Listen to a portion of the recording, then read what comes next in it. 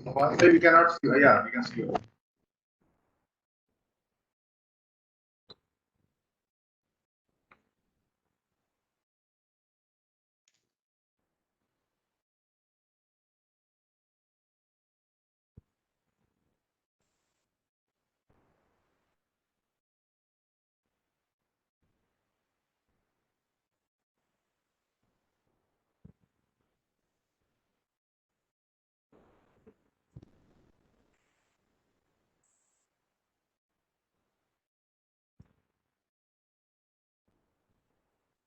Amit, is it good to go?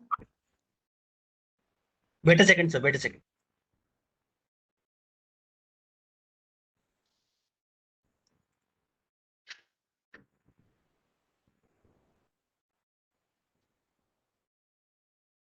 Gaurav, sir, please go ahead. We are live now.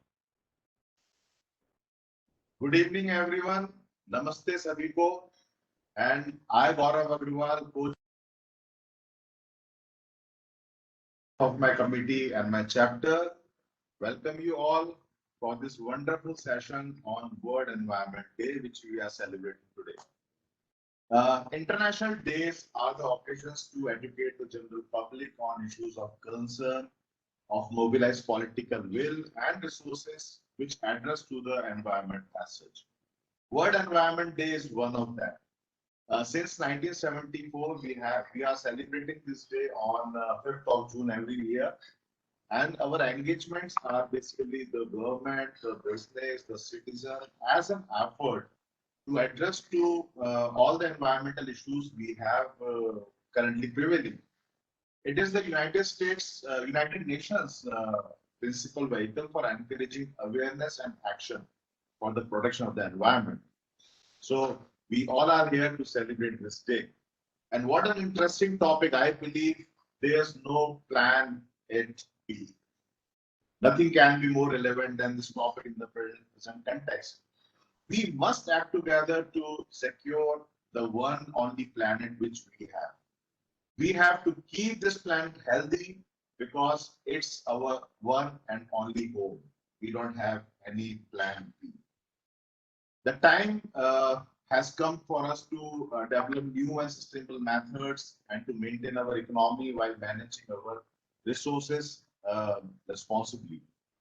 We have come to realization that climate change is one of the most important and influential factor, which is the need of time. So I welcome you all and let me introduce. Acha, just a minute, sorry. I got a very beautiful message from Dr. C.B. Sharma Saab, and he has brought a very relevant point. I'll just take 1 minute for it. My salute to Amrita Devi Vishnoi on World Environmental Day, who sacrificed her life along with her more than 363 other men and women, including her three daughters, Ashu, Datni, and Bhavnu, in 1730, at a place village Khejarli near Jodhpur in Rajasthan, to save green trees being cut down. Her last words were, "A chopped head is cheaper than a chopped tree." And this couplet, "Sir saate roothe rook rahe to raaste jag," later became a rallying cry for the people of Rajasthan. She made the people of Rajasthan feel so proud, and this is the highest sacrifice she can do for the conservation of environment. So really, we are blessed to have such a people with us. Taking it forward, let me introduce to the speakers of the evening. Can we have the next slide? Let me please help me welcome architect Dr. Acha from Bangkok, Thailand. Dr. Acha is a chairperson of architecture program and a chairperson of the building technology and innovation track at School of Architecture plus Design, King Mongkut's University of Technology, Thornbury. She has been a guest lecturer for lighting program at Wismar, Germany. She has been elected as chairperson for RKCA Committee on Green and Sustainable Architecture for the term 2019-21. She has served as a committee for Illumination Engineering Association of Thailand and Thai Green Building Institute. She is founder of lighting design and green design company Bio Architect.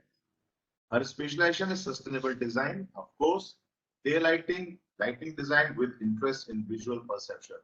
I welcome you, ma'am. Our next speaker for the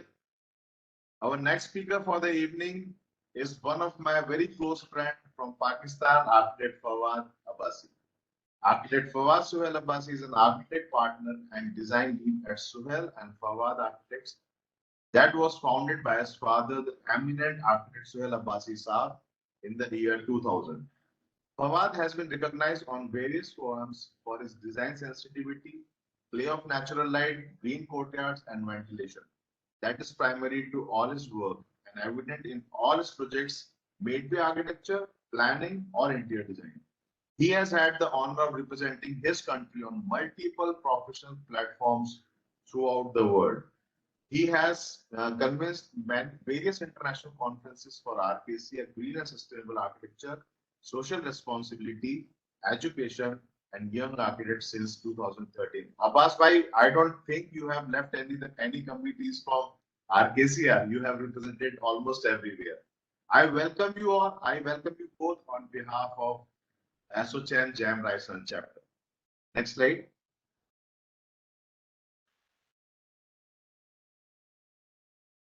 Now I welcome architect Tushar Sudani. He is chairman JAM Global Corporate and State Chapter Committee of JAM ASSOCHAM, and he is principal architect and managing director at TSDPL Jaipur. He is a known face to all of us and is a pioneer and trendsetter in modern high-rise development for not just only commercial spaces, but also several innovative residential buildings, which includes building having vertical gardens, infinity swimming pools, intermittent club spaces, etc. He is a chairman of ASSOCHAM Jam and IAE Raisen chapter, and also chairman-elect from RKCA Committee on Green and Sustainable Architecture, ACGSA, highlighting various vernacular sustainable and green rating practices in Indian architecture. He is also a member of Fire Safety Association of India and is a fellow member of Indian Institute of Architects. He has several green buildings to his credit as well, which are not just energy efficient, but also sustainable to the local environment also. He represents India in RKCA Green Building Committees. I welcome you, Tushar sir. And Namaskar. In fact, now I'll invite you to take this evening a step ahead. Over to you. Thank you so very much, Gaurav, for such a nice introduction for all the panelists. So, friends, I think today is a very auspicious day for all, architects who basically they are green lovers, all the green architects, I'll say.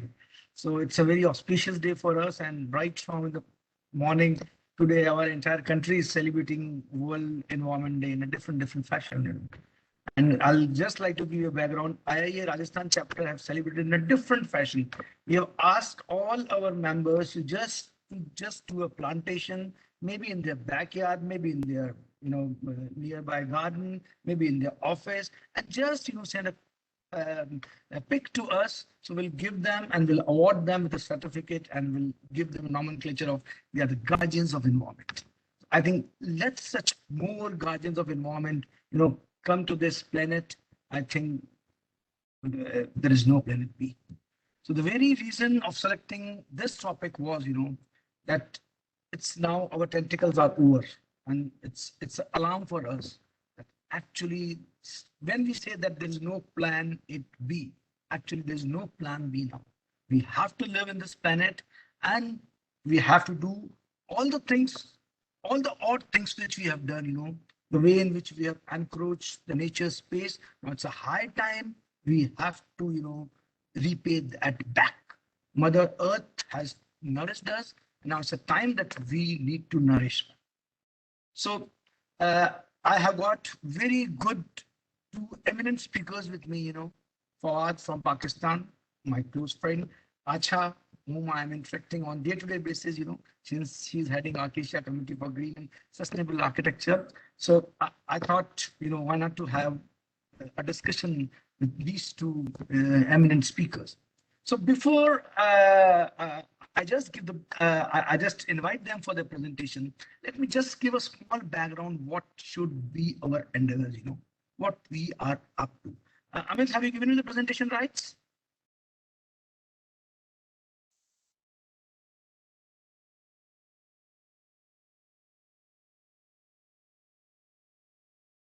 Is my screen visible? Okay. Yes, So sir, go there ahead. is, am I audible also? Yeah, Yes. Okay. Thank you, Gaurav. There is no planet B. This we have to now digest, We need to see the changes now. The changes have to come with amongst ourselves.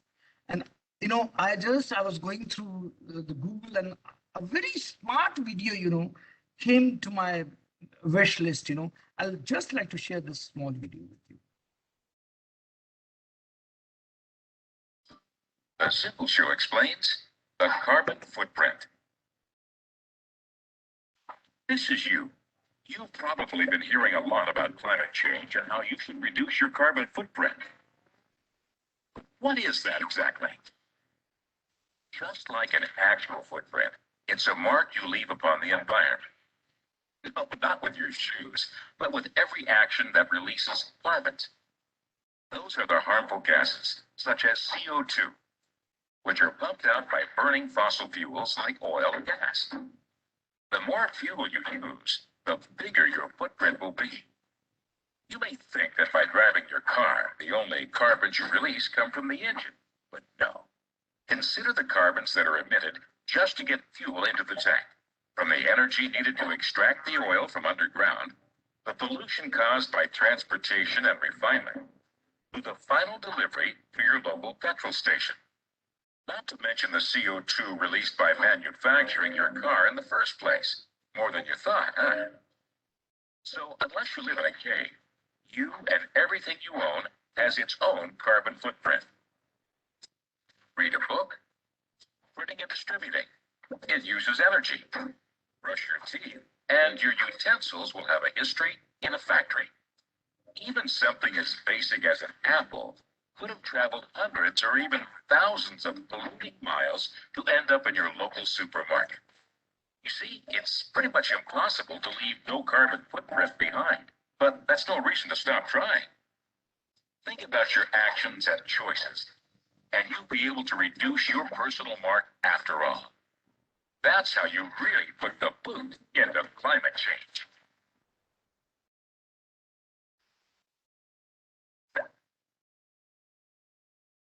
Very simple, Very simple. Why not all we designers, we architects, we engineers can do this thing, and we can, encourage more and more people who should come to this kitty. It's a high time, when we are very proudly celebrating World Environment Day. I think the change needs to come at our level. It's I who can actually save this planet. I means I. I need to trust on usage of sunlight, and electricity. I need to think about planting trees. I need to think about save water. I need to remember those 3 R which we have been always talking about: recycle, reuse, and reduce. But one more R is there. You have to rethink. So you have to stress on all these things, and every little thing helps. Simple things. Say no to plastics. Run a drive for it. See all the things, avoid drinking, in the disposables, skip the bags which we get, the plastic bags, small thing. Just try to come up with a feeling that now we need to ditch the plastic. Small efforts, but going to make a big change. Protecting our climate, it always, as I told, it starts with you. More bike, drive less, educate people, be a volunteer, reduce, reuse, recycle, water, conserve water. Otherwise, one fine day again, we have to see that Cape Town video in every country. Every country in the world, if they do not conserve water, will need to come up with a video of Cape Town. We have to be sustainable, When you're doing shopping, do it wisely. Try to avoid, don't send chemicals into your waterways. Small thing. Try to plant more and more trees. Very small things. Again, I'm telling you, can make a big changes. See, indoor, outdoor. what I do when I'm doing outdoor. I reduce energy. I don't use electrical energy. These are simple slides which make you aware. See, from a window, he's seeing what he's doing, this guy is doing outside, small things. But again, I'm telling you, makes very big impact. Less use of your own cars, avoid, traveling in a plane. I'm not telling don't do that, but less air travel, use more public transport, try to go in for carpool in a country like mm, India, Pakistan, and Thailand. You can always, encourage people, more and more people for carpool. People in the western side of the world has already started doing it. Why not we?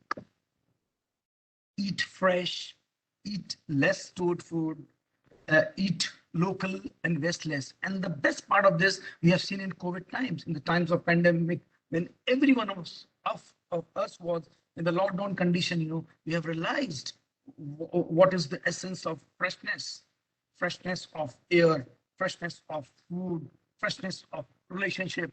Everything, has changed, and they have taught us, that actually this is what was needed from our side as a human beings. But we encroached the space, the things which were not our. And finally, for last 20, 25, 30 years, we are talking about, climate change.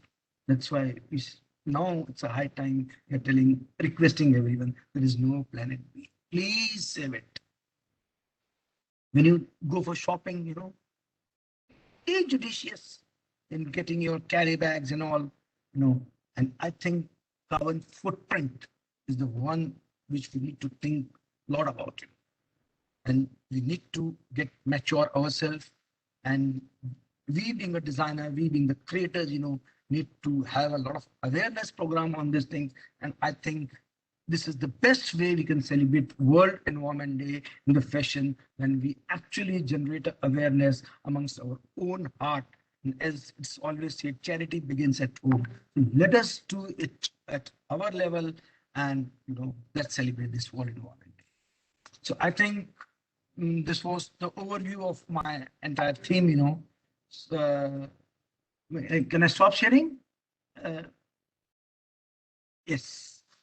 So I have kind of ignited the topic, and before me are the two fantastic speakers, whom I always love to interact on this subject. So none other than Acha, who has been a well-known figure in 21 Asian countries, So Dr. Acha, I really want to hear from your side. So over to you, Acha, for your presentation. Thank you very much, Tushar. So the host, let me share my screen, please. And thank you for introduction, Tushar. It's very, very inspiring and very nice introduction. Okay, now let me share my screen. All right. Hope everyone see my screen, right? Yes. Very good. So thank you for the opportunity for me to join your wonderful community. I can see that there are a lot of people joining. That is a very good sign, very good success event. Okay, there is no planet B, said it. So let me see, my talk's gonna be around about environmental issues, as well as what can be done through case studies. Some is my work, and some are some good examples from our Acacia countries that I would like to pick and share what can be done. All right. Okay. So everybody's know about our environmental issues on climate change, urban heat island, our global warming effect, as well as natural disaster. So I'm not going to talk about that much, but from many researchers, I would like to share. Hang on just a second. Yeah. First, many researchers agree that the developing countries like India or Thailand or many countries that I would like to pick this, majority people talk about air pollutions, right? And that's connected to Charles' introduction, that is, from transportation or from our site project selections. If we live too far from our work, we have to drive, and that really emit a lot of CO2 in the atmosphere.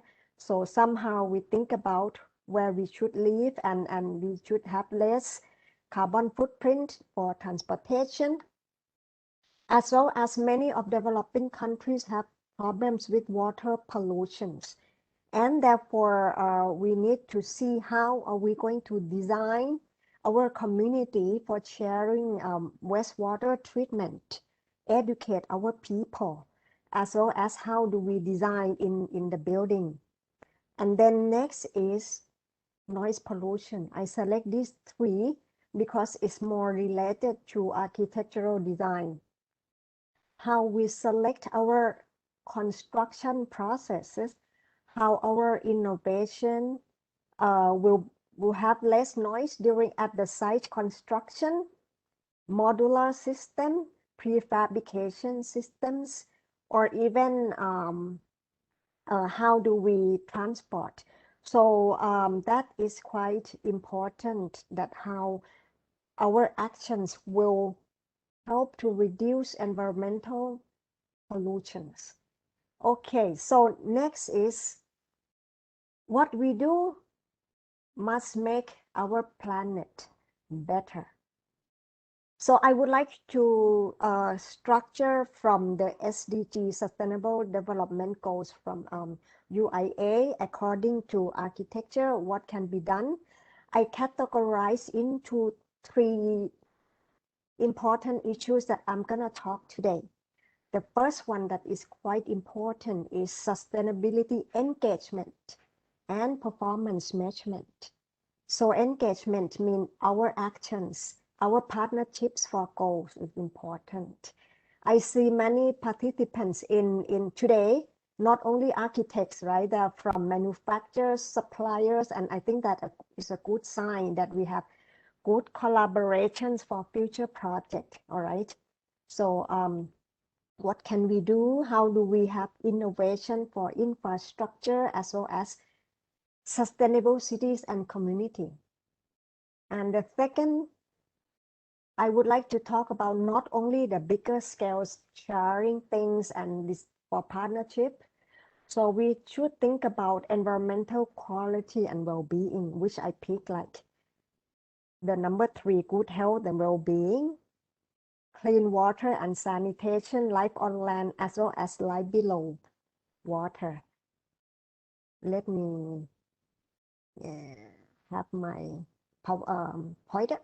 Okay. So the next is resource conservation. So not only resource mean it can include materials, it can include human resources, and how do we reduce energy consumption.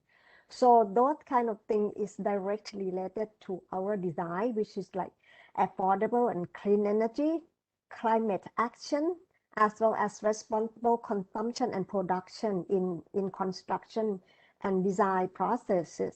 So let's move to the next. The first is sustainability, engagement, and performance. So in more detail, so it means how are we going to design to combat climate change, design for resilience, infrastructure, and important is we should be able to evaluate post-occupancy evaluations. So by today's technology, we are able to measure or conduct survey to understand our user satisfaction and building performance. Next is for the sustainability engagement is we should promote principles of sustainability. All right, like what we do should improve our social, environment, and economy. So the SDG or Sustainable Development Goal have much more dimensions than three principles of sustainability. So in these days, we need to think about design for flexibility, adaptability for the long, long term. Let's give an example through my project. This is a Borkler School dormitory in the very north of Thailand, in a very, very remote area, designed by bioarchitect and the School of Architecture and Design at KMUTT in Bangkok. So this one is funded by Her Royal Highness Surinthorn, Princess Surinthorn, private fund for children who they live very far from schools, like 70 kilometers, 50 kilometers, and they cannot commute. If we have to get the like a service bus, it's gonna be costing a lot for gasoline and emit too much CO2. So she actually donated her own private fund to build this dormitory for the students. All right. So I am the one who helped in designing. So that we have to think about many dimensions, and we have several partners in doing the project. We have our university, we have industries from Saint-Gobain, from paint companies, from also construction companies, in order to help thinking and sponsorship for the projects. And so we also have the sustainable city and community, not only design the building, we also provide some kind of landscape as a demonstration case, so students can plant edible garden. In case of lockdown, they have no problems at all. They can stay and they can have harvesting, and not only edible gardens, but the plants that can treat the water, wastewater by bioswale, and the plant can also treat the water as the learning process as well. And so we have a collecting water collection system from the rain for them, in order that they can stay for 4 days without the water from the mountain. So and also we have a solar cell on the south for affordable clean energy, because the site is very, very remote. We have very poor quality of power on and off. Sometimes it's not enough, so we need to have a solar cell for them in order to learn. And we have a quality education, like QR code for them to learn in each of the station. We have like, okay, zero hunger for integrating the landscape. And the schools provide a place in front of the school for them to practice their marketing, and then how they sell the project, how they cut the plants from bioswale. When the plant is run off of its lifetime, they cut and try to make a weaving product to sell. And so we also have the questionnaire to ask for existing dormitory, how they prefer, how their perception on quality of life, like noise, the air, and the sleepiness, the light. And so we compare the old and the new. All right. So this kind of thing, actually, this project is located at the earthquake zone. It's not easy. And in the hill, it takes a lot of energy to transport the construction materials, and it makes traditional construction process way more expensive. So we think about prefabrication to steel construction from the downtown, and then we ship it and very, very little transportation that can reduce the CO2 consumption, and BIM in order to reduce waste. So, and also the joint, bolt and joint, instead of welding technique in order to withstand the earthquake. And therefore, this is a kind of, and also architectural style in order to mimic kind of traditional and old wisdom. We utilize a very, very thin building to take ventilation as well as light to the building. And this is the way how we collect the rainwater, how we have the cross section of the hill, and we put the water and we let the water comes down through gravity. And the students can also take care of collecting the garbage from where we design the water maintenance system. So, and some of the water can be used for irrigation systems as well. So everything, also natural light, we have kind of local weaving patterns so that it shade very nice shade and shadow, so that students will learn local design patterns or weaving patterns, so they are aware of the local. So the next project is different approach through Project Edge in Bangkok. This is more private company that the owner is my friend who owns the HVAC system. Actually, the site is very narrow, and we need to have solid wall on the east and west, and then we have less window, and therefore we increase like perimeter area for the green, for biophilic design, for natural light and wind, and also view. And so in this case, we have quite a nice natural light from the side and from the top, indirect light to the atrium of the building. Okay, and so we also integrated solar cell on the top. So this is more like we engage all the users, and yeah. We also have the hybrid system. Rather than using air conditioning alone, we reduce the thermal setting to around 27 degrees Celsius instead of 25 degrees Celsius. And we use fan, all right, to make a thermal comfort. We also collect water from condensated HVAC systems to provide a cool ambient temperature at the canteen area.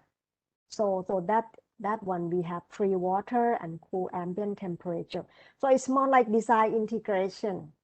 Not only that, we integrate smart applications for health and well-being. For touchless, we use face recognition to have good health that we don't touch. We have sliding doors and comfortable atmosphere on HVAC and lighting control to its own app on the cell phone, so they can control that. It's also designed by us. The owner asked us to design the user interface, how they can vote, how they can turn on and off lighting in different zone, and many people have different preference. So we use democracy for voting system for lighting and HVAC. Now it's the learning process, and we will use AI or artificial intelligence to learn the usage patterns to see what we can do for the future. And the cell phone, we have written a kind of application that they know who you are, they know where you go. All right, so this kind of application has been written, and now it's used for our Thai COVID system. It's very proud of them. All right, and so that is, so this is a kind of how the application look like. I didn't have time to capture the user interface, meaning that we have to have different power meter and protocol in order to see the performance in different type of building performance. Then next is environmental quality and well-being, meaning we should think about how our design help for better light, view, air, and acoustics. All right. However, use less resources. Okay.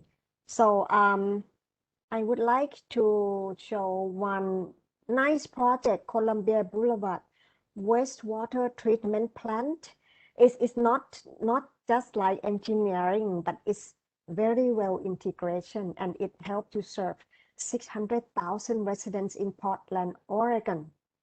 All right, in a way that they design different kind of studies of the shape of architecture, how it can integrate nice landscape, nice natural light, and atmosphere. So so this is a kind of nice example that I would like to show that the green facilities infrastructure doesn't have to be like a plant. It can be a park for education and for engagement. Next project that I would like to is I borrowed from JIA, Japanese Institute of Architects, Nikken Seikei company, about health and well-being on vertical, because they have quite limited land, and how green can be integrated into facade, and it received JIA award in 2017. So think about the details, how that building can reduce the ambient temperature for the neighborhood. So they have used the kind of thermal radiant camera to look at the image of the building that can reduce the temperature by 3 degrees by having full green facade. So they also have natural ventilation and evaporative cooling and direct night purge. So this is the details that they integrate chain from old wisdom, from Japanese old wisdom, into the new context, that they have provided nice shading design and slap hot and cold water pipe on the ceiling. No ceiling, because they learn from earthquake and tsunami that ceiling can kill or damage, or hurt the people when it's earthquake. It fall down to the people. So no ceiling. So they have like slab heating and cooling, right? And then they have like a plant, and then not only the nice plant, but it's more like for evacuation system as well. And they design the floor that can let the cooling system up through the carpet. All right, and the lighting system is integrated onto the slab like this.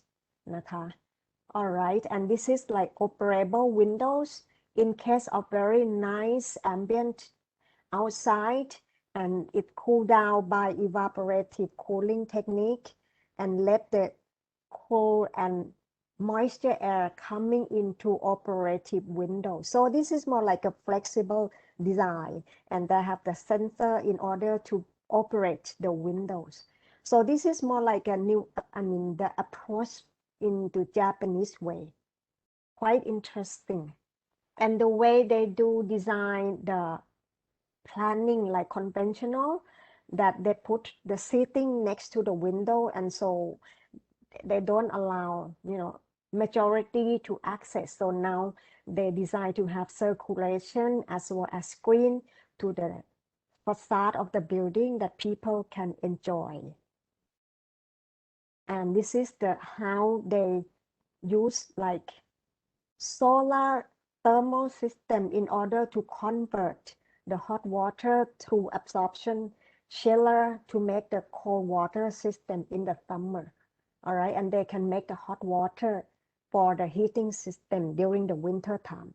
And so more like designing for different climate.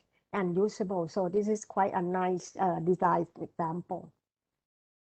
This is quite a nice approach from Vietnamese people, that it can have a kind of local identity using material and nice natural ventilations. And okay, the last one is resource conservation. Resource, I mean, how are we going to reduce energy consumption towards zero energy building, right? We should shoot for zero energy, right? How are we going to save the energy? How are we going to save the material and resources? And how are we going to have less waste, like or minimize material, noise, and water pollutions? So I give you a kind of example from Hong Kong. Zero carbon building, more like in Hong Kong style, more like modern, more on solar cell and hybrid system, as well as the natural ventilation and so on. And next is the approach to reduce the waste, and to this one they reuse material from old farmhouse to disassembly and reassembly in another site as a hotel and homestay. And so they have very, very low new material. They use most existing materials, and also homestay with farms and nice natural ventilation. So this is an approach into the future vernacular way. Finally, I would like to summary by saying that we should really participate and engage in most of the any sustainable activities as we can. I would like to promote this kind of event. We call it ACA 19 in Shanghai, 19 Asian Congress of Architects. All right, so it's gonna be hybrid. The website will be open for registration at the end of this month, where you guys can participate. And the theme is sharing and regeneration between 29th of October to 2nd of November. And there is also a award, but unfortunately the award has ended, but for the student, not yet. And we also have created special award for sustainability that I have just explained it. All right. And this is for student architectural design competition, where you can go look for more information, and submission deadline is August. And thank you very much. And I would like to say that our environmental problems can be stopped by our actions, and our future is in your hands. Thank you very much, everybody. Thank you very much, Acha, for this very enlightening presentation. Okay. I think in present days time, when you really do the analysis of all the biophilic design, is something is the need of the hour. So before I proceed to Fawad, I have a question for you, Acha. That Okay. UN is now making everyone so aware about the 17th SDG. So like how we can promote this at a grassroots level of the countries which are at a very developing stage. How do we go about it? What is your, we have been hearing a lot about the 17 SDG goals. So how to go about it? Just a one-liner statement. Yeah. How to go about that, right? How do we implement those? Yeah. I think just like what your introduction at the very beginning, from ourselves, from our lifestyle, less eating from imported food, all right, eat local food, more vegetarian, low carbon footprint, more bike, I think, yeah. And then especially architects, please design something that help to reduce energy consumptions and materials, just like what I presented. Yeah. I think that makes sense, Acha. We architects have been always talking about and hearing about that many a times, less is more, Let Yeah. us do less, achieve more. That's very right. I think it was a very fantastic presentation. And whosoever has any question to Achai, they can put on the chat box in the question answer slot. So now over to you, Fawad. Since your climate zones matches with ours, so I think you must be facing the same problem, and your address to those problems must be the same. So people are very desperate to hear from your presentation. So Fawad, over to you. Thank you very much, Tushar. It's always been a pleasure. And am I allowed to share the screen now? Yes.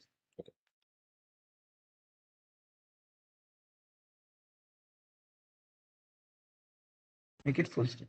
Okay.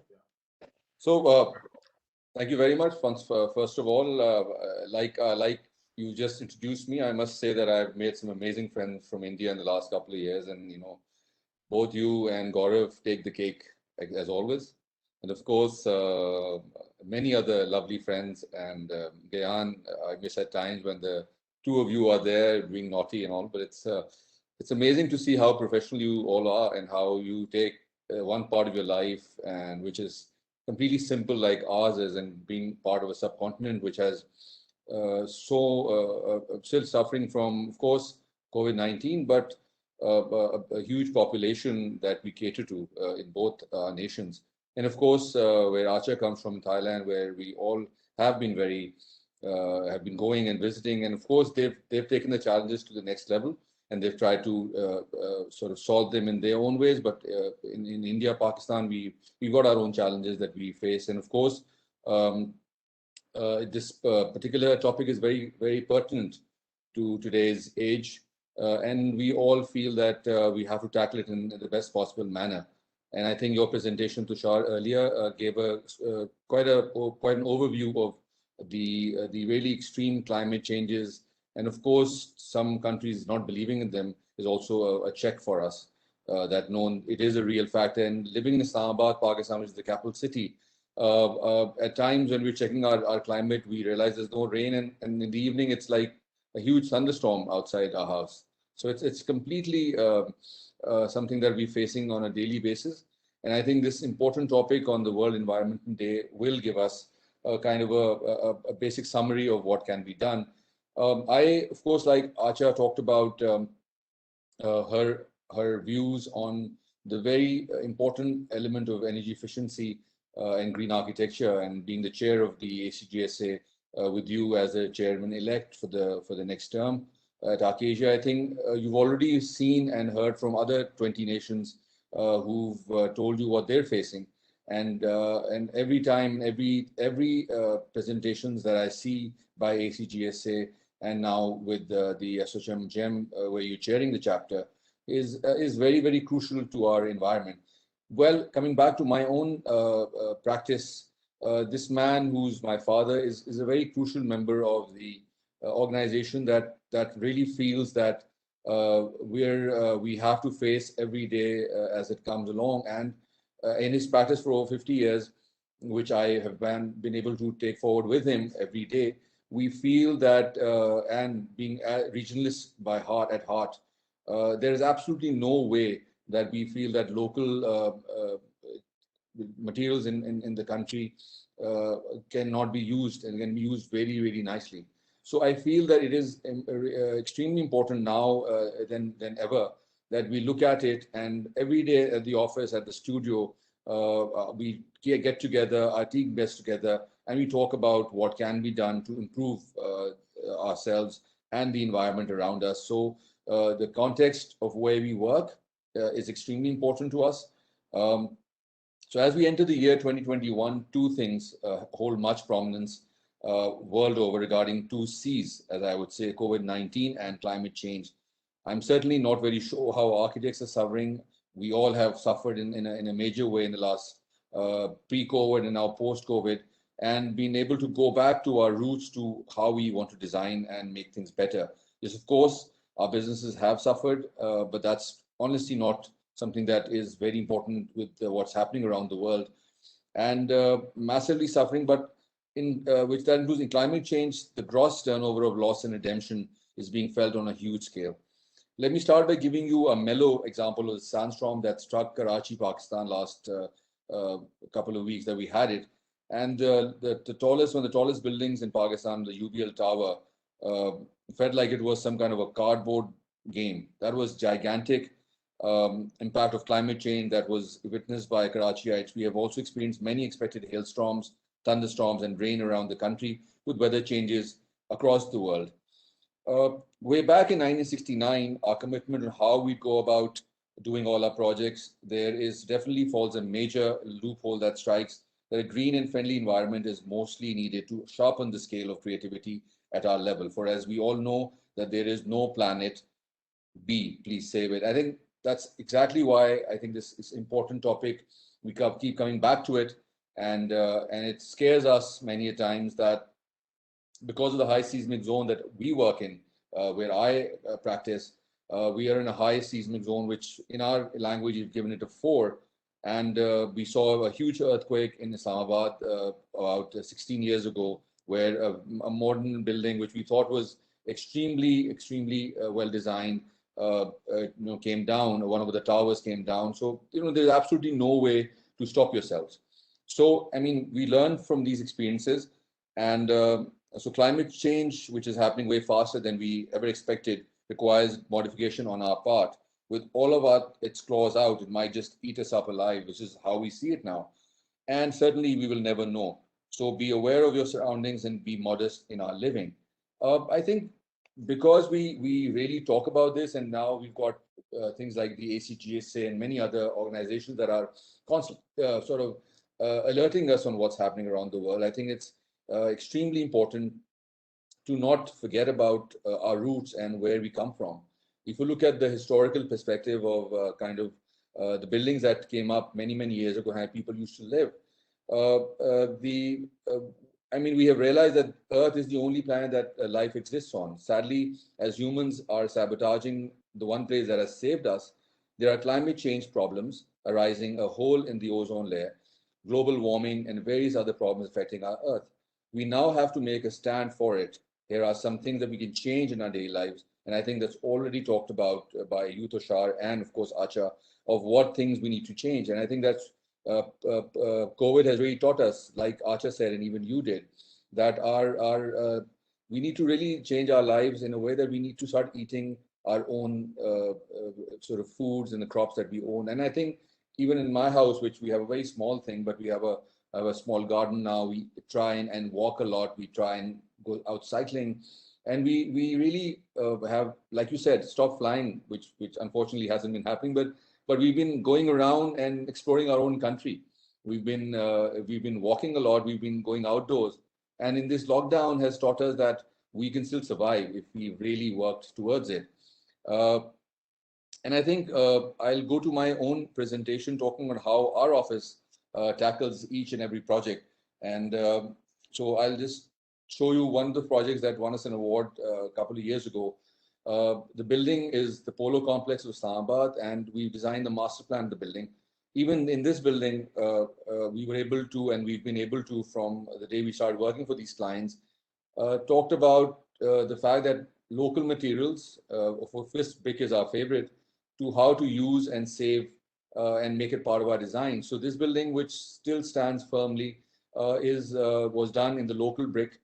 And the high tower that you see is the overhead water tank with the riding manager's office below it and the dining facility. We've been able to really work around materials that we feel that will last more long. They don't need paint.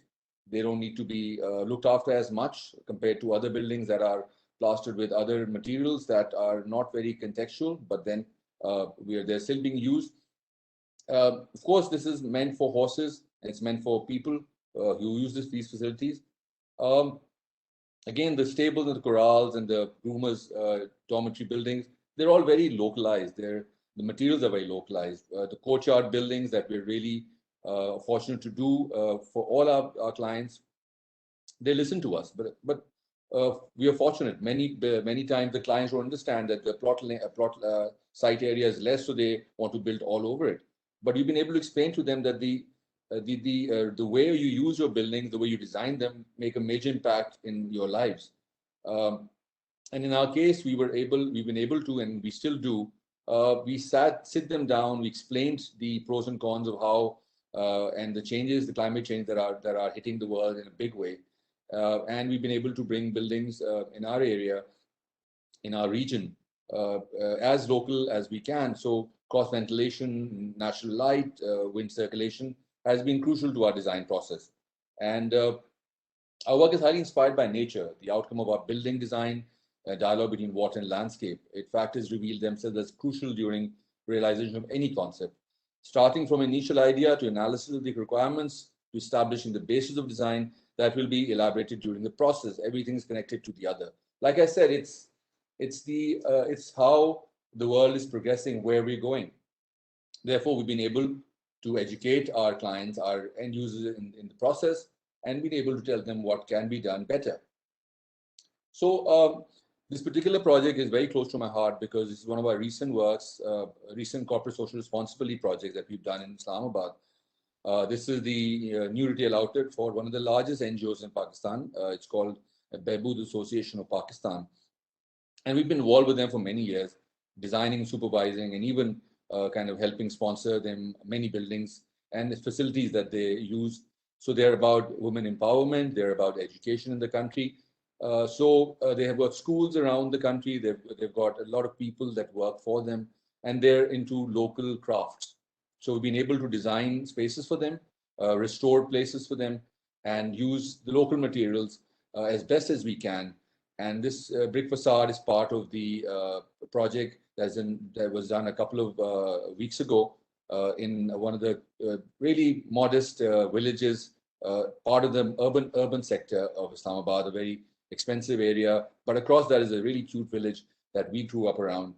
And we were able to design this recent building, which is an identity of the organization also, but it tells about how local materials and crafts can be really brought together. And the office does realize that every time we do a project for them. So we work for them in Karachi, we work for them in Islamabad and Rawalpindi, which are the twin cities of the country. Similarly, the courtyard of that building, I mean, we really try and bring back the crafts, the local mirror, the glasswork, the door itself, and how we try and bring together the brick fenestration that we work with a lot. Again, it's an extremely inexpensive way to do it, but then it's a longer lasting. It's celebrated every time that we do it.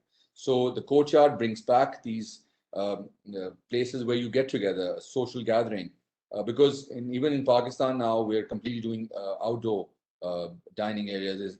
Everything is closed down for lockdowns or soft lockdowns. So these outdoor spaces are extremely important to the design, and I think we've been able to really celebrate these spaces. A design isn't finished until someone is using it. I think it's a very important quote, and this is one of our projects that is under construction. Again, the use of the local stone in that area, we're using that, and we're using the fair face plaster, which is again a very permanent material. It needs no introduction, and I think many countries around the world are doing it. So we've tried to bring landscape, sort of really fuse the local stone, the local materials, and really celebrate them each and every project. Again, one of our projects, which is additional design, we've been able to bring landscape and the material of brick and how the local brickwork can be really looked at when we designing a facility. Again, the use of the terraces, the balconies, and the outdoor views, the vistas that can be created as you enter into a building. So I think it's very important to the design that we do in our office. Of course, like we say, the outdoor courtyard spaces, the water walls, the water feature, the landscape are really, really important to our office's design. And I think we once again have been able to really stress on the fact that there should be more outdoor spaces and smaller footprints. And rather than, so even if we're doing a large farmhouse, for instance, we've been able to work on solar panel design as part of our design philosophy and bring in a lot of double glazing windows Of course, roof gardens, and then of course windows that open out to green spaces with some photo features or plantation. That is again something that we've been able to focus and been able to sell to our clients. How each window opens out to an arched beamed area or into a terrace or a balcony, and then sort of fusing or complementing them with another material if we're not using completely brick in the spaces. We start with analysis of room layouts, circulation routes to formulate a design after resolving these multiple functions mentioned in the client's brief. We work with a solid geometric module scaled to a particular size to create various interior spaces. We emphasize on the hybridity of the larger forms and spaces to reach the final design. So like I said, it's something that has been practiced in my office by my father for many, many years. And every day that we sit with him and we discuss design, we go back to the same roots, we go back to the same things that he has learned through in his experience. And every day that we celebrate our designs and architecture, we make sure that these elements and these really important part of local regional architecture are mentioned in our design. Again, like I said, farmhouses. If we're doing farmhouses, we try and use the local brick again, and then we complement them and make a landscape. So it's more like an indoor-outdoor. So even if you're sitting inside a building, you're still outdoors really. And then most areas can really slip out into a formal or informal green space. And then again, the use of the brick with a green out courtyard space or an arch space is crucial to everything that we do. The outdoor courtyard, the emphasis on the brick jali, and how the wind flows and wind circulations are brought in. So every day we look at climate change as one of our main cores of design and look at how we can really, really celebrate the outdoor landscape areas whenever we can and however we can. Bringing light to skylights with the local colored Jirokas, and make sure that there is ample light in the house, in the project, as long as it is till nighttime.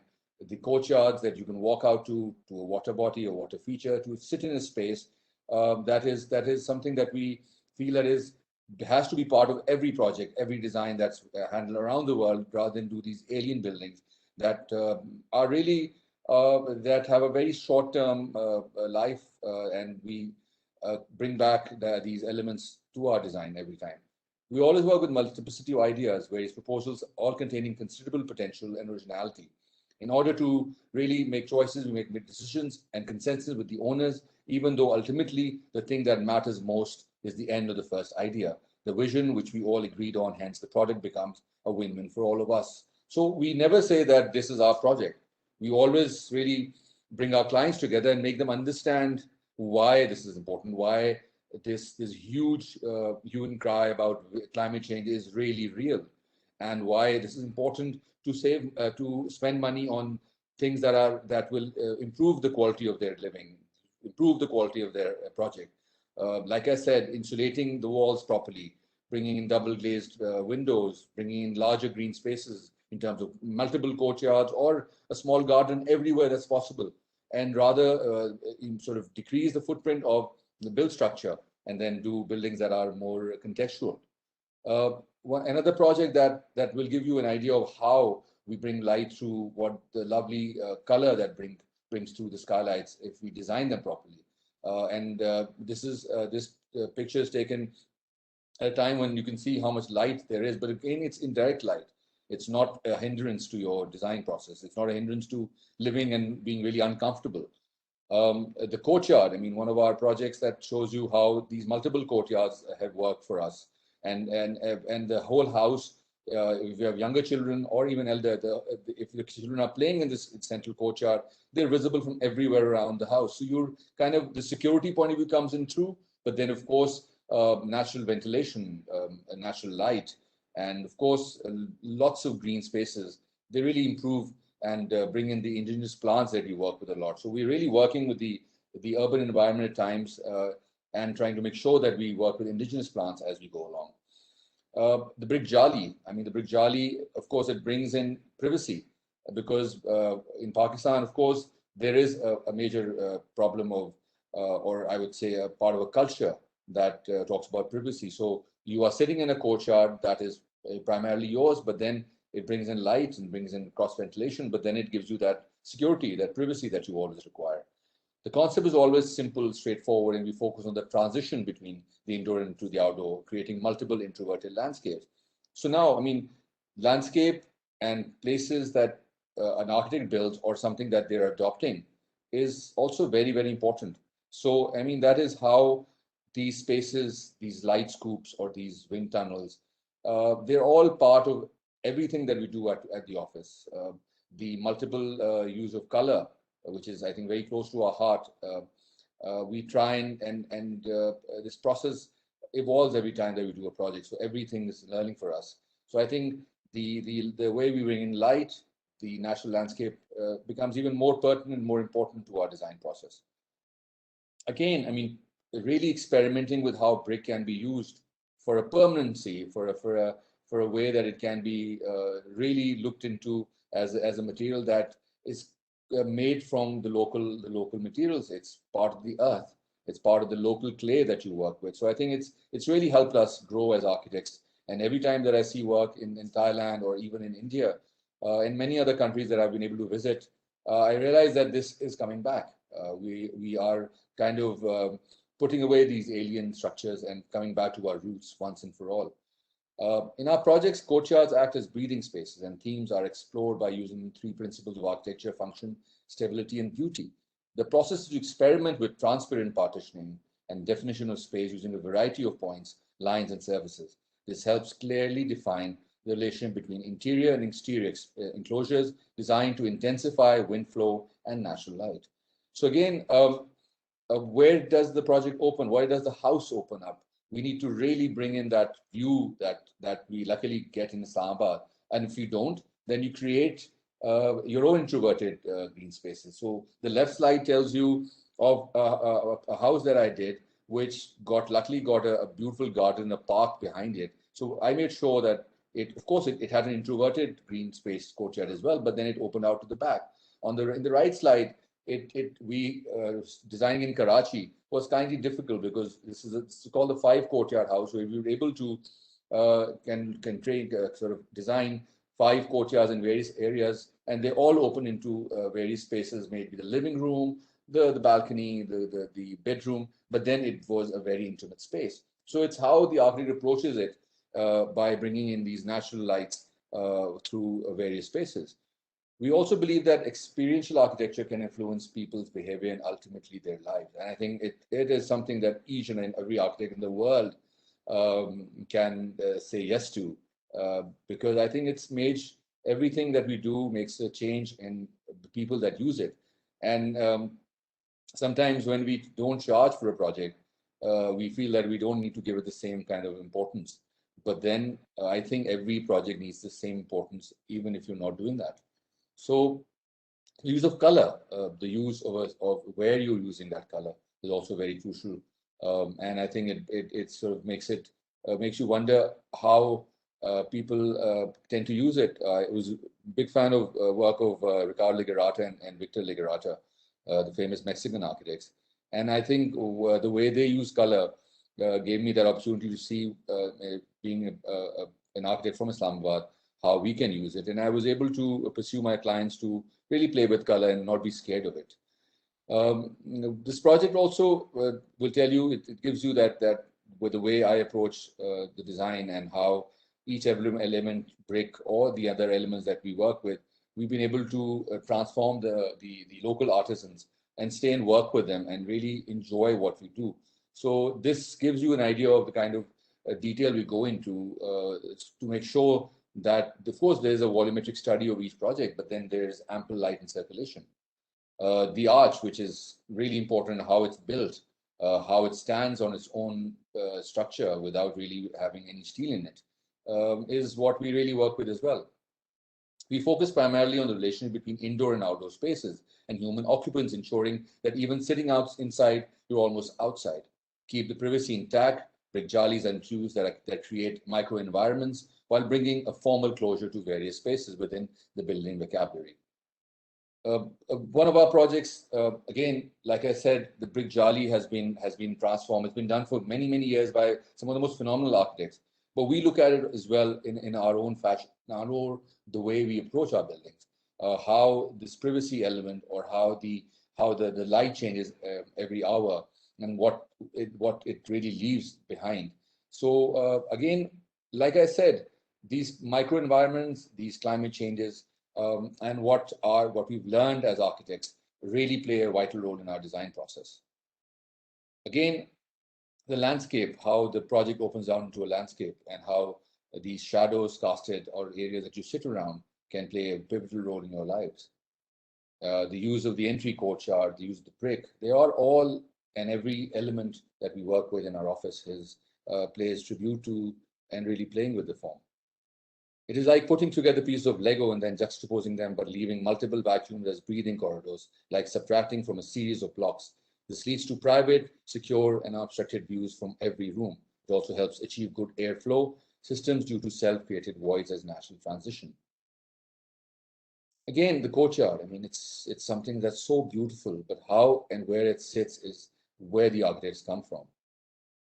The big jali, the entrance foyer, the skylight, everything has a meaning to what we do as architects. The life of designer is a life of fight against the ugliness. One of our recent projects that we're working on, it's a large mixed-use building. My concept was to really open up the building internally with these green spaces, and we've been able to do it. And hopefully in the next few years, I'll be able to share the actual project with you. But for now, I feel that one more view is that architecture has a subtle but huge influence on the community. You may not live in that building, but as you pass it, you will eventually be affected by its presence, which influences you regardless of whatever or not you're aware of it. So use of the contextual materials, how we approach our buildings every single day is what brings us to where we are today. And climate change, for me and for our office, has always been crucial to what we do. The site and brief defines and breaks the building into private, semi-private, and formal spaces. And now, I mean, as I end my presentation, I think I would think that each and every space that we design every day should matter. And I think post-COVID has taught us that these designs will always leave an impact or leave a line where you need to really put your brakes in sometime and feel what is really needed and what is not. And with our work that we do every day and with our design that we follow every day, we've been able to hopefully leave an impact on people, and we hope to learn from each and everything that we do. And we are really proud of being part of a community of architects that is really concerned about this new era and the climate change that's affecting our lives. And I hope everyone keeps safe, happy, and healthy. So thank you very much, all of you. And I hope we've been able to put together something that leaves everyone with a thought. And I'm grateful to Tushar and Gaurav for this opportunity. Thank you. Thank you very much, Fawad, for such a nice and interesting presentation.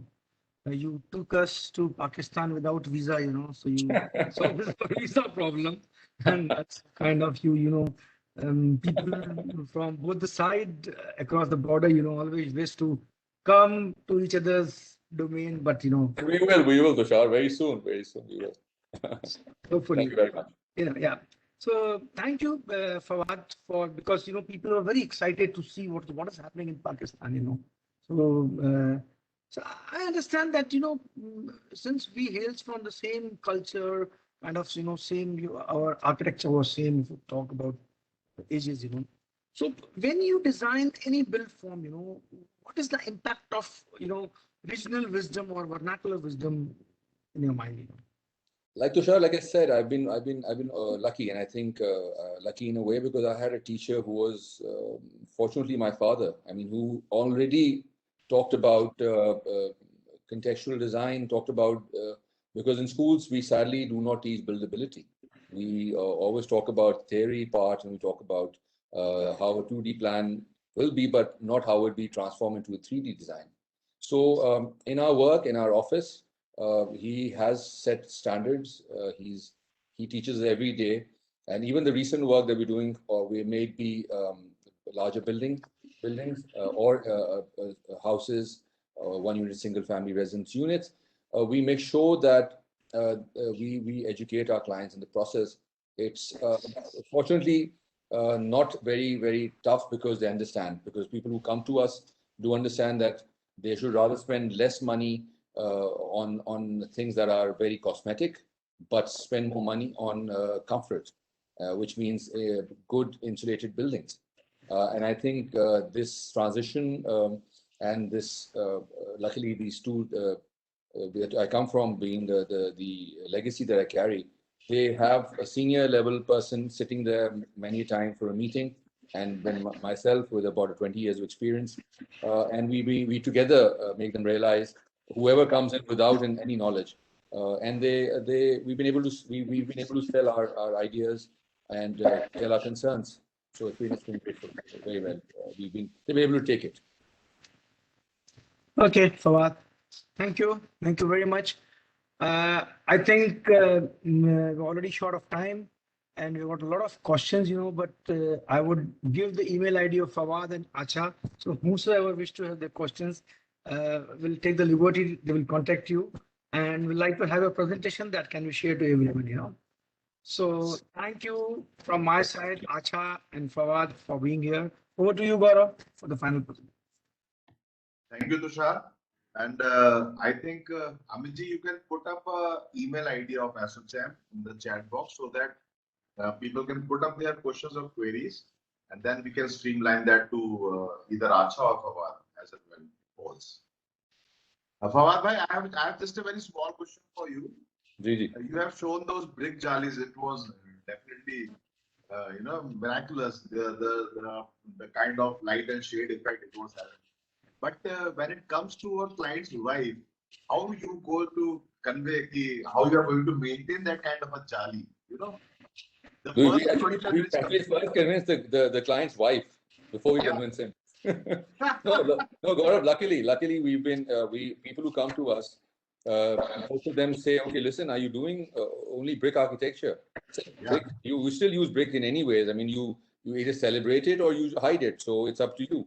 So I think people who come to our office who want something designed would come with something that they've already seen, or they've seen it on social media, or they've seen our work.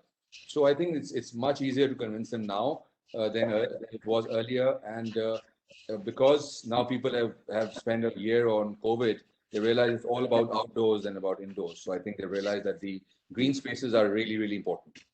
Very true, very true. Okay, so that comes to the end of the session. I would personally like to thank both the speakers for the evening, for making this evening a wonderful time to interact. And you have enlightened us with your knowledge and your wisdom. Thank you so much. Amitji, can we have the slide, please? That's what best we can do in these times. A kind of an e-gratitude. Thank you so much, Dr. Acha. Thank you very much. Yeah, welcome. Yeah, I'm pleased. Yeah, I'm and share this e-gratitude on the mail ID of Acha, Gaurav. Yeah, perfect. Acha, it was an honor. I would thank Acha for, it's an honor to sort of share the stage with you. What a pleasure. Thank you so much. Yeah, my pleasure. I'm very happy to be here. Thank you, Tushar. Thank you, everyone, to help organize. Thank you. Yeah, and thank you, Amir Fawad bhai. Thank you so much. Thank you, everyone. The chairman will take care of sending these e-gratitudes to you. And can we have regards to Sohail Saab, I will. We have seen him in Arkesh a lot of times. Always, he's been mentor to all of us. I mean, it's always fun to be with you guys. Being with Pakistani friends is always a fun time at Arkesh. We'll do the Bhangra very soon. And I remember people in Tokyo were really surprised to see, oh, aap Hindustani ho, ye Pakistani hai. Friends, you are sitting on the same table, you are having dinner together. Yeah. Superb. Very soon. And thank you, Chairman, ASSOCHAM Jam, Tushar Sudani, for having a wonderful time with these two speakers. Last but not the least, I am thankful to each and every member from ASSOCHAM Jam Thank you so much from the bottom of the heart. Amit who is taking care backstage, Neeraj and everyone. Gaurav, I think you should just take 1 or 2 pictures of with us, all of us right now, and share it on Acacia Yes, also. yes, Yeah, yes, yes. I have taken and I'll share that in our case group. Superb. Yeah, Superb. so Thank you very we can have a smile, please. much. Yeah. Okay.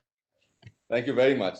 Thank you, Gaurav. Thank you, Acha. Thank Have you. a good evening. Thank Have a good you. evening. Thank you. Good to So see you. I'll just wrap up this evening, putting up a mantra.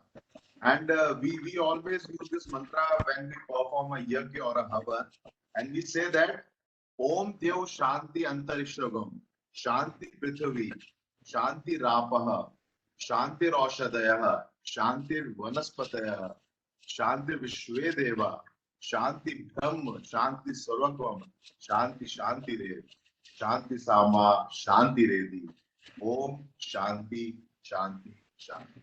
So this all says peace in universe, peace on earth, peace on land, peace on medicinal plants, trees, shrubs, peace in water, peace in mountain, peace everywhere. That means peace entire world. So that is Amen. what, just to end up, just to summarize for this World Environment Day. Lovely prayer. Lovely prayer. Thanks. Thanks very much. Thank Take you care. very much. Thank you, Bye. everyone. Thank you. Thank you very much. Office. Bye. The office. The office.